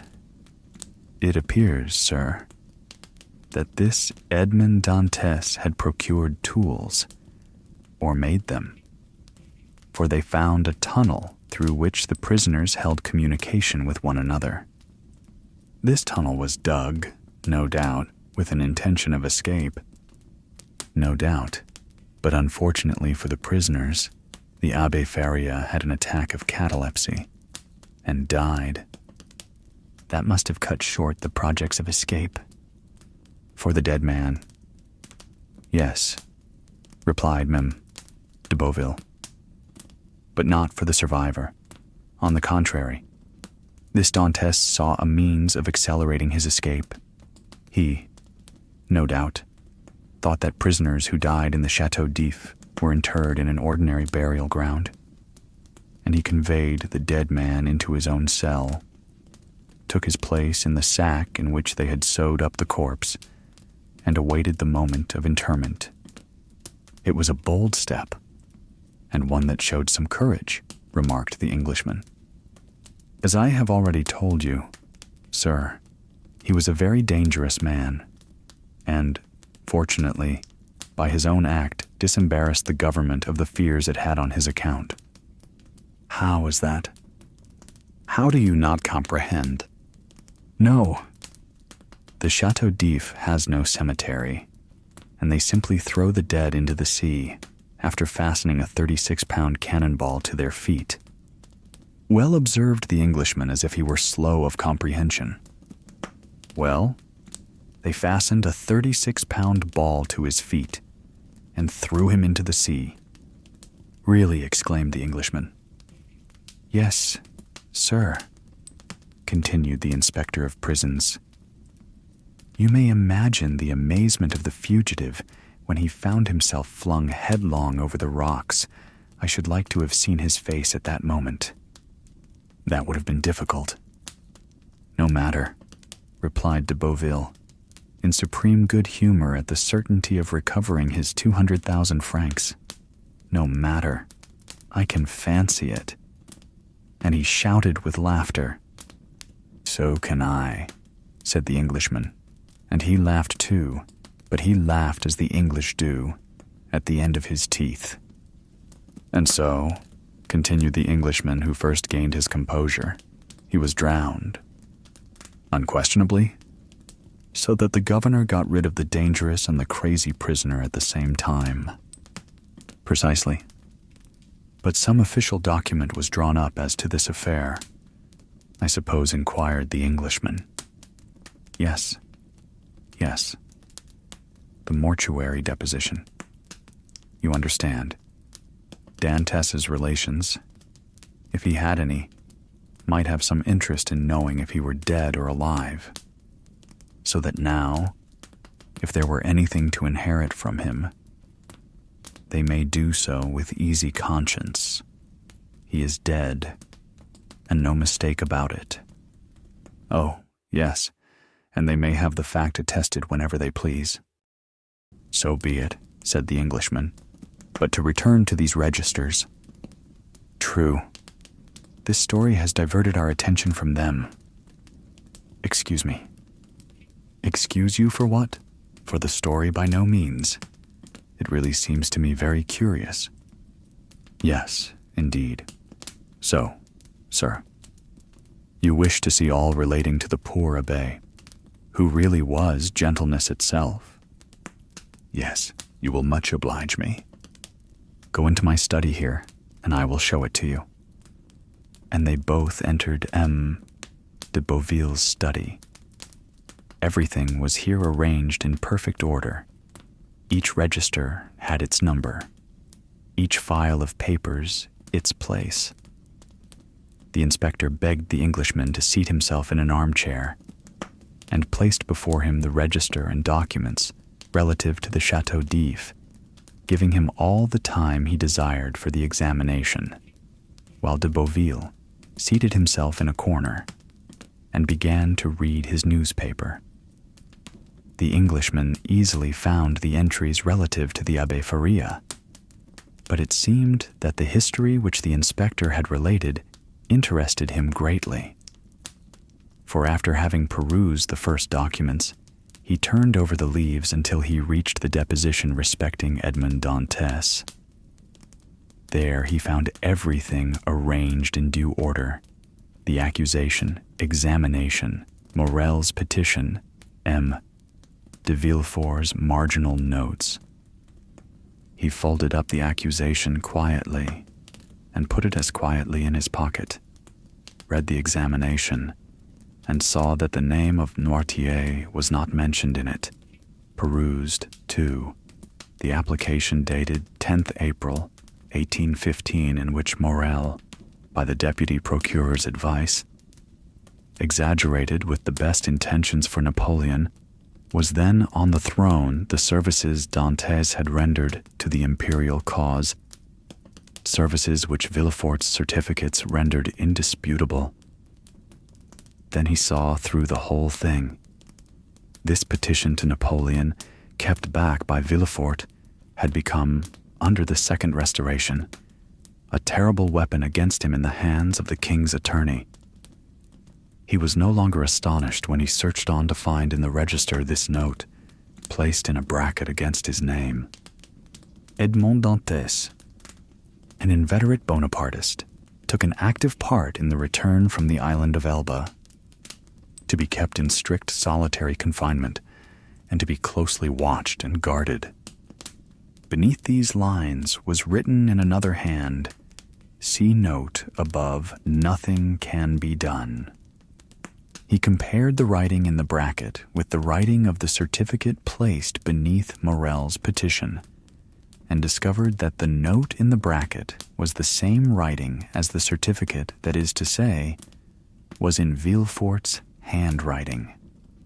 As to the note which accompanied this, the Englishman understood that it might have been added by some inspector who had taken a momentary interest in Dantès' situation, but who had, from the remarks we have quoted, found it impossible to give any effect to the interest he had felt. As we have said, the inspector, from discretion, and that he might not disturb the Abbé Faria's pupil in his researches, had seated himself in a corner, and was reading Le Drapeau Blanc. He did not see the Englishman fold up and place in his pocket the accusation written by Danglars under the arbor of La Réserve, and which had the postmark Marseilles, 27th February, delivery 6 o'clock p.m. But it must be said that if he had seen it, he attached so little importance to this scrap of paper, and so much importance to his 200,000 francs, that he would not have opposed whatever the Englishman might do, however irregular it might be. "Thanks," said the latter, closing the register with a slam. "I have all I want. Now it is for me to perform my promise. Give me a simple assignment of your debt. Acknowledge therein the receipt of the cash, and I will hand you over the money." He rose, gave his seat to M. de Beauville, who took it without ceremony, and quickly drew up the required assignment, while the Englishman counted out the banknotes on the other side of the desk. Chapter 29. The House of Morrel and Son. Anyone who had quitted Marseilles a few years previously, well acquainted with the interior of Morrel's warehouse, and had returned at this date, would have found a great change.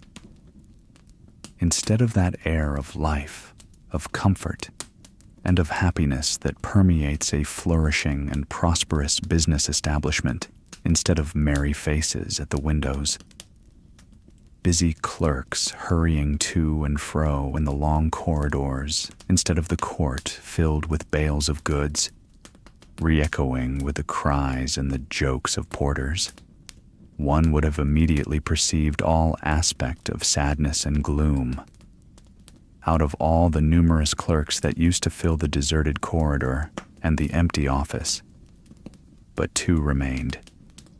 One was a young man of 3 or 24, who was in love with Morrel's daughter, and had remained with him in spite of the efforts of his friends to induce him to withdraw. The other was an old one-eyed cashier, called Coquels, or Cockeye, a nickname given him by the young men who used to throng this vast, now almost deserted beehive, and which had so completely replaced his real name that he would not, in all probability, have replied to anyone who addressed him by it. Coquels remained in M. Morrel's service, and a most singular change had taken place in his position. He had at the same time risen to the rank of cashier and sunk to the rank of a servant. He was, however, The same Coquels. Good, patient, devoted, but inflexible on the subject of arithmetic, the only point on which he would have stood firm against the world, even against M. Morrel, and strong in the multiplication table, which he had at his fingers' ends, no matter what scheme or what trap was laid to catch him. In the midst of the disasters that befell the house, Coquels was the only one unmoved. But this did not arise from a want of affection. On the contrary, from a firm conviction. Like the rats that one by one forsake the doomed ship, even before the vessel weighs anchor. So all the numerous clerks had by degrees deserted the office and the warehouse. Coquels had seen them go without thinking of inquiring the cause of their departure. Everything was, as we have said, a question of arithmetic to Coquels, and during 20 years he had always seen all payments made with such exactitude that it seemed as impossible to him that the house should stop payment, as it would to a miller that the river that had so long turned his mill should cease to flow. Nothing had as yet occurred to shake Coquels's belief. The last month's payment had been made with the most scrupulous exactitude. Coquels had detected an overbalance of 14 sous in his cash, and the same evening he had brought them to me, Morrel, who, with a melancholy smile, threw them into an almost empty drawer, saying, "Thanks, Coquels, you are the pearl of cashiers." Coquels went away perfectly happy, for this eulogium of Morrel, himself the pearl of the honest men of Marseilles, flattered him more than a present of 50 crowns. But since the end of the month, Morrel had passed many an anxious hour. In order to meet the payments then due, he had collected all his resources, and, fearing lest the report of his distress should get bruited abroad at Marseilles when he was known to be reduced to such an extremity, he went to the Beaucaire fair to sell his wife's and daughter's jewels and a portion of his plate. By this means the end of the month was past, but his resources were now exhausted. Credit, owing to the reports afloat, was no longer to be had, and to meet the 100,000 francs due on the 15th of the present month, and the 100,000 francs due on the 15th of the next month to de Beauville. Morrel had, in reality, no hope but the return of the Pharaon, of whose departure he had learnt from a vessel which had weighed anchor at the same time, and which had already arrived in harbor. But this vessel, which, like the Pharaon, came from Calcutta, had been in for a fortnight, while no intelligence had been received of the Pharaon. Such was the state of affairs when, the day after his interview with M. de Beauville, the confidential clerk of the house of Thomson and French of Rome, presented himself at M. Morrel's. Emmanuel received him. This young man was alarmed by the appearance of every new face, for every new face might be that of a new creditor, come in anxiety to question the head of the house. The young man, wishing to spare his employer the pain of this interview, questioned the newcomer, but the stranger declared that he had nothing to say to my Emmanuel, and that his business was with Mem. Morrel in person. Emmanuel sighed, and summoned Coquels. Coquels appeared, and the young man bade him conduct the stranger to M. Morrel's apartment. Coquels went first, and the stranger followed him. On the staircase they met a beautiful girl of 16 or 17, who looked with anxiety at the stranger. Morrel is in his room, is he not? Mademoiselle Julie, said the cashier. Yes, I think so. At least, said the young girl hesitatingly. Go and see. Cockles. And if my father is there, announce this gentleman. It will be useless to announce me, mademoiselle, returned the Englishman. Morrel does not know my name. This worthy gentleman has only to announce the confidential clerk of the house of Thomson and French of Rome, with whom your father does business. The young girl turned pale and continued to descend, while the stranger and Cockles continued to mount the staircase. She entered the office where Emmanuel was, while Cockles, by the aid of a key he possessed, opened a door in the corner of a landing place on the second staircase, conducted the stranger into an antechamber, opened a second door, which he closed behind him, and after having left the clerk of the house of Thomson and French alone, returned and signed to him that he could enter. The Englishman entered and found Morrel seated at a table, turning over the formidable columns of his ledger, which contained the list of his liabilities. At the sight of the stranger, Morrel closed the ledger, arose, and offered a seat to the stranger, and when he had seen him seated, resumed his own chair. 14 years had changed the worthy merchant, who, in his 36th year at the opening of this history, was now in his 50th. His hair had turned white. Time and sorrow had plowed deep furrows on his brow, and his look, once so firm and penetrating, was now irresolute and wandering, as if he feared being forced to fix his attention on some particular thought or person. The Englishman looked at him with an air of curiosity, evidently mingled with interest. Monsieur, said Morrel, whose uneasiness was increased by this examination, you wish to speak to me. Yes, monsieur, you are aware from whom I come. The house of Thomson and French, at least, so my cashier tells me. He has told you rightly. The house of Thomson and French had 300,000 or 400,000 francs to pay this month in France, and, knowing your strict punctuality, have collected all the bills bearing your signature, and charged me as they became due to present them, and to employ the money otherwise. Morrel sighed deeply, and passed his hand over his forehead, which was covered with perspiration. So then, sir, said Morrel, you hold bills of mine. Yes, and for a considerable sum.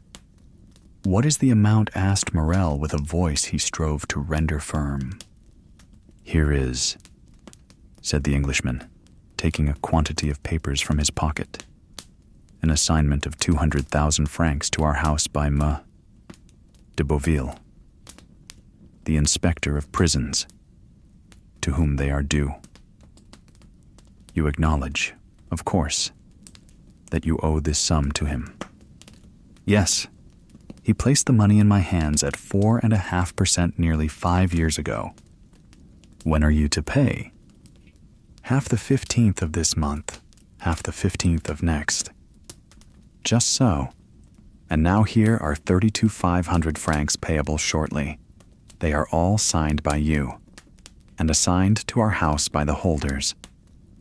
I recognize them, said Morrel, whose face was suffused as he thought that, for the first time in his life, he would be unable to honor his own signature. Is this all? No, I have for the end of the month these bills which have been assigned to us by the house of Pascal and the house of Wild and Turner of Marseilles, amounting to nearly 55,000 francs. In all, 287,500 francs. It is impossible to describe what Morrel suffered during this enumeration. 287,500 francs, repeated he. Yes, "Sir," replied the Englishman. "I will not," continued he, after a moment's silence, "conceal from you that while your probity and exactitude up to this moment are universally acknowledged, yet the report is current in Marseilles that you are not able to meet your liabilities." At this almost brutal speech, Morrel turned deathly pale. "Sir," said he, "up to this time, and it is now more than 24 years since I received the direction of this house from my father, who had himself conducted it for 35 years, never has anything bearing the signature of Morrel and Son been dishonored." "I know that," replied the Englishman. "But as a man of honor should answer another, tell me fairly, shall you pay these with the same punctuality?" Morrel shuddered and looked at the man, who spoke with more assurance than he had hitherto shown. "To questions frankly put," said he, "a straightforward answer should be given. Yes, I shall pay, if, as I hope, my vessel arrives safely, for its arrival will again procure me the credit which the numerous accidents, of which I have been the victim, have deprived me. But if the Pharaon should be lost, and this last resource be gone—" The poor man's eyes filled with tears. "Well," said the other, "if this last resource fail you—" "Well," returned Morrel, "it is a cruel thing to be forced to say, but already used to misfortune, I must habituate myself to shame. I fear I shall be forced to suspend payment. Have you no friends who could assist you?" Morrel smiled mournfully. "In business, sir," said he, "one has no friends, only correspondents." "It is true," murmured the Englishman. "Then you have but one hope." "But one? The last?" "The last. So that if this fail, I am ruined, completely ruined. As I was on my way here, a vessel was coming into port. I know it, sir. A young man who still adheres to my fallen fortunes passes a part of his time in a belvedere at the top of the house in hopes of being the first to announce good news to me. He has informed me of the arrival of this ship. And it is not yours. No. She is a Bordeaux vessel, La Gironde. She comes from India also, but she is not mine. Perhaps she has spoken to the Pharaon and brings you some tidings of her. Shall I tell you plainly one thing? Sir, I dread almost as much to receive any tidings of my vessel as to remain in doubt. Uncertainty is still hope. Then, in a low voice, Morrel added, "This delay is not natural. The Pharaon left Calcutta the 5th of February. She ought to have been here a month ago." "What is that?" said the Englishman. "What is the meaning of that noise?" "Oh, my God!" cried Morrel, turning pale. "What is it?" A loud noise was heard on the stairs of people moving hastily, and half-stifled sobs. Morrel rose and advanced to the door, but his strength failed him, and he sank into a chair. The two men remained opposite one another, Morrel trembling in every limb, the stranger gazing at him with an air of profound pity. The noise had ceased, but it seemed that Morrel expected something. Something had occasioned the noise, and something must follow. The stranger fancied he heard footsteps on the stairs, and that the footsteps, which were those of several persons, stopped at the door. A key was inserted in the lock of the first door, and the creaking of hinges was audible. "There are only 2 persons who have the key to that door," murmured Morrel, "Coquels and Julie." At this instant the second door opened, and the young girl, her eyes bathed with tears, appeared. Morrel rose tremblingly, supporting himself by the arm of the chair. He would have spoken, but his voice failed him. "Oh," Father, said she, clasping her hands. "Forgive your child for being the bearer of evil tidings." Morrel again changed color. Julie threw herself into his arms. "Oh, Father," murmured she. "Courage. The Pharaon has gone down," then said Morrel in a hoarse voice. The young girl did not speak, but she made an affirmative sign with her head as she lay on her father's breast. And the crew asked Morrel. "Saved," said the girl. "Saved by the crew of the vessel that has just entered the harbor." Morrel raised his two hands to heaven with an expression of resignation and sublime gratitude. "Thanks, my God," said he. "At least thou strikest but me alone." A tear moistened the eye of the phlegmatic Englishman. Come in," said Morrel, "for I presume you are all at the door." Scarcely had he uttered those words when Madame Morrel entered weeping bitterly. Emmanuel followed her, and in the antechamber were visible the rough faces of 7 or 8 half-naked sailors. At the sight of these men, the Englishman started and advanced a step, then restrained himself and retired into the farthest and most obscure corner of the apartment. Madame Morrel sat down by her husband and took one of his hands in hers. Julie still lay with her head on his shoulder. Emmanuel stood in the center of the chamber and seemed to form the link between Morrel's family and the sailors at the door. "How did this happen?" said Morrel.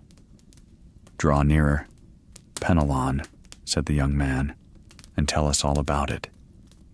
An old seaman, bronzed by the tropical sun, advanced, twirling the remains of a hat between his hands.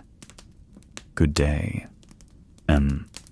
Morrel," said he, as if he had just quitted Marseilles the previous evening and had just returned from Aix or Toulon. "Good day, Penelon," returned Morrel, who could not refrain from smiling through his tears. "Where is the captain?" "The captain, Morrel. He has stayed behind sick at Palma, but please God, it won't be much, and you will see him in a few days all alive and hearty." "Well, now tell your story. Penelon." Penelon rolled his quid in his cheek, placed his hand before his mouth, turned his head, and sent a long jet of tobacco juice into the antechamber, advanced his foot, balanced himself, and began. "You see, Morrel," said he, "we were somewhere between Cape Blanc and Cape Boyador, sailing with a fair breeze, south-southwest after a week's calm. When Captain Gaumard comes up to me, I was at the helm, I should tell you, and says, 'Penelon, what do you think of those clouds coming up over there?' I was just then looking at them myself. 'What do I think, Captain? Why, I think that they are rising faster than they have any business to do, and that they would not be so black if they didn't mean mischief.' 'That's my opinion too,' said the captain, 'and I'll take precautions accordingly. We are carrying too much canvas. Avast there, all hands. Take in the studding sails and stow the flying jib.' It was time. The squall was on us, and the vessel began to heel. 'Ah,' said the captain, 'we have still too much canvas set. All hands lower the mainsail.' 5 minutes after, it was down, and we sailed under mizzen topsails and top-gallant sails. 'Well, Penelon,' said the captain, 'what makes you shake your head?' 'Why,' I says, 'I still think you've got too much on.' 'I think you're right,' answered he. 'We shall have a gale, A gale more than that. We shall have a tempest, or I don't know what's what. You could see the wind coming like the dust at Montredon. Luckily, the captain understood his business. "Take in 2 reefs in the topsails," cried the captain. "Let go the bowlines. Haul the brace. Lower the topgallant sails. Haul out the reef tackles on the yards." "That was not enough for those latitudes," said the Englishman. "I should have taken 4 reefs in the topsails and furled the spanker." His firm, sonorous, and unexpected voice made everyone start. Penelon put his hand over his eyes and then stared at the man who thus criticized the maneuvers of his captain. "We did better than that, sir," said the old sailor respectfully. "We put the helm up to run before the tempest, 10 minutes after we struck our top sails and scudded under bare poles." "The vessel was very old to risk that," said the Englishman. It was that did the business. After pitching heavily for 12 hours, we sprung a leak. "Penelon," said the captain, "I think we are sinking. Give me the helm and go down into the hold." I gave him the helm and descended.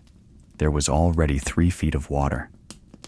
"All hands to the pumps," I shouted, but it was too late, and it seemed the more we pumped, the more came in. "Ah," said I, after 4 hours' work, "since we are sinking, let us sink. We can die but once." "Is that the example you set, Penelon?" cries the captain. "Very well. Wait a minute." He went into his cabin and came back with a brace of pistols. "I will blow the brains out of the first man who leaves the pump," said he. "Well done," said the Englishman. "There's nothing gives you so much courage as good reasons," continued the sailor. "And during that time the wind had abated and the sea gone down, but the water kept rising. Not much, only 2 inches an hour, but still it rose. 2 inches an hour does not seem much, but in 12 hours that makes 2 feet, and 3 we had before. That makes 5. "Come," said the captain.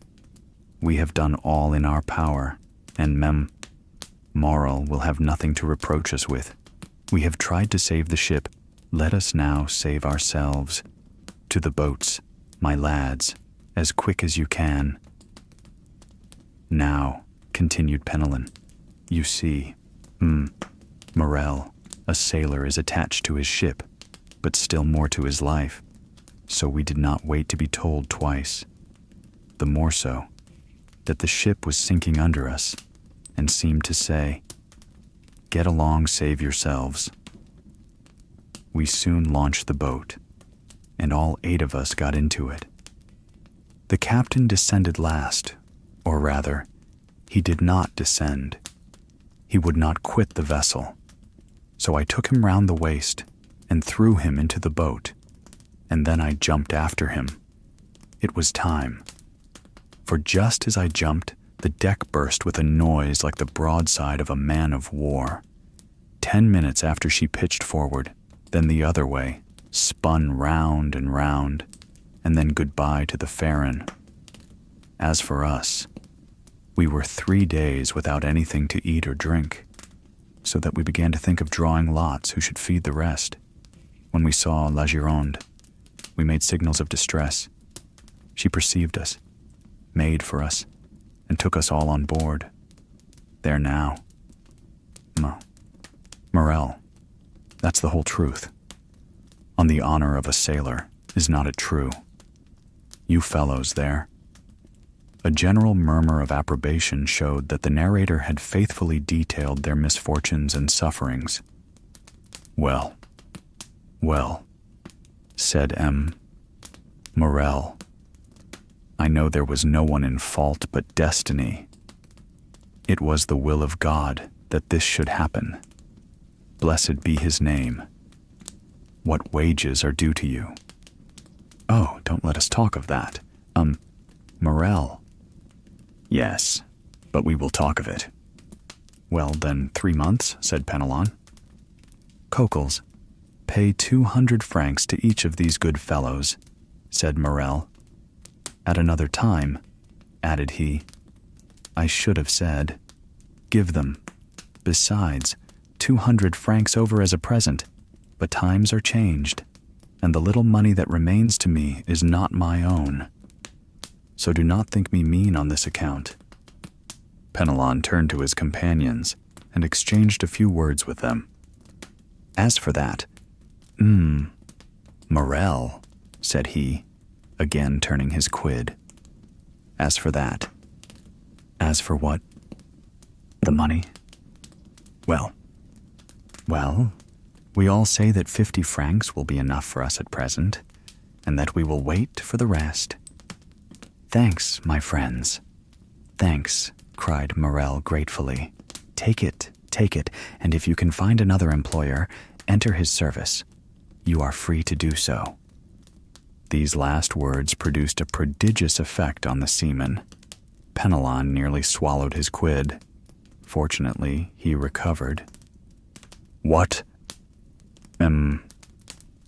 Morrel, said he in a low voice.